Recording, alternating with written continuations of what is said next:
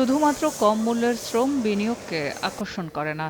মূল্যস্ফীতি, বিনিয়োগ প্রক্রিয়ার সহজীকরণ, পরিবহন ও জ্বালানি, ডলারের বাজার, আমদানি রপ্তানিতে বিধিনিষেধ ও ব্যবসা পরিচালনায় কর ব্যবস্থাপনা বিনিয়োগের ক্ষেত্র তৈরি করে।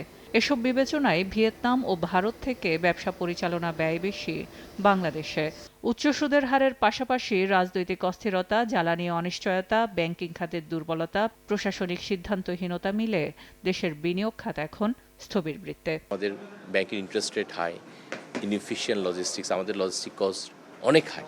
এই সব কিছু মিলে বাংলাদেশের ইন্ডাস্ট্রি কিন্তু কম্পিটিটিভনেসটা হারিয়ে ফেলছে। তার সাথে আইনশৃঙ্খলা ও রাজনৈতিক অস্থিতিশীলতায় গত এক বছরে পুঁজিবাজার থেকে বিদেশি বিনিয়োগ কমেছে ২৭০ কোটি টাকা। দেশের শীর্ষ ১০ কোম্পানির ৬টিতে বিদেশি বিনিয়োগ কমেছে। ২০২৪-২৫ অর্থবছরে বাংলাদেশ ইনভেস্টমেন্ট ডেভেলপমেন্ট অথরিটি বিডায় দেশি বিদেশি বিনিয়োগ প্রস্তাব নিবন্ধন কমেছে ৫৮%। এক বছরে বন্ধ হয়েছে ১৮২ পোশাক কারখানা। ব্যয় নির্বাহ করতে না পেরে সব খাত মিলিয়ে এ সংখ্যা আরও বেশি, যার প্রভাব ৩বার সময় বাড়িয়েও লক্ষ্যমাত্রা পূরণ করতে পারেনি রাজস্ব খাত। কিন্তু বিনিয়োগকারীরা এখন বাড়তি সতর্ক অবস্থায়। তাদের মতে ব্যয় কাঠামোতে পুনর্গঠন প্রয়োজন।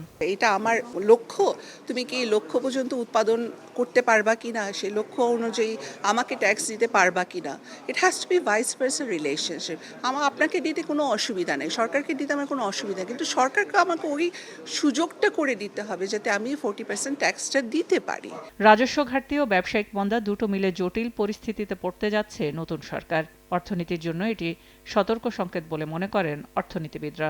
কস্ট অফ ডুইং বিজনেস যখন বেড়ে যাবে তখন অটোমেটিক্যালি কিন্তু ব্যবসায়ীদের জন্য কর দেওয়াটা অনেক কষ্টকর হয়ে যাবে, এবং তাদের কর দেওয়াটা কষ্টকর হয়ে গেলে কিন্তু আলটিমেটলি দেখা যাবে কালেকশন কমে আসবে। তো এইটা কমে গেলে আপনার ঋণ নির্ভরতা বাড়বে, ঋণ নির্ভরতা বাড়ার সাথে সাথে ট্রেজারি বিল বন্ডের সুদের হার বাড়বে, সেগুলো বাড়ার সাথে সাথে কিন্তু ব্যাংকিং হারেও দেখা যাচ্ছে আপনার লেন্ডিং ডিপোজিট রেটের মধ্যে একটা ইমব্যালেন্স চলে আসবে। সংশ্লিষ্টদের মতে শুধুমাত্র পোশাক খাত ও রেমিটেন্সের উপর নির্ভর করে থাকলেই প্রবৃদ্ধি সম্ভব নয়, বরং রপ্তানির ঝুড়ি সমৃদ্ধ করতে পণ্যের বৈচিত্র্যতা প্রয়োজন বাংলাদেশের।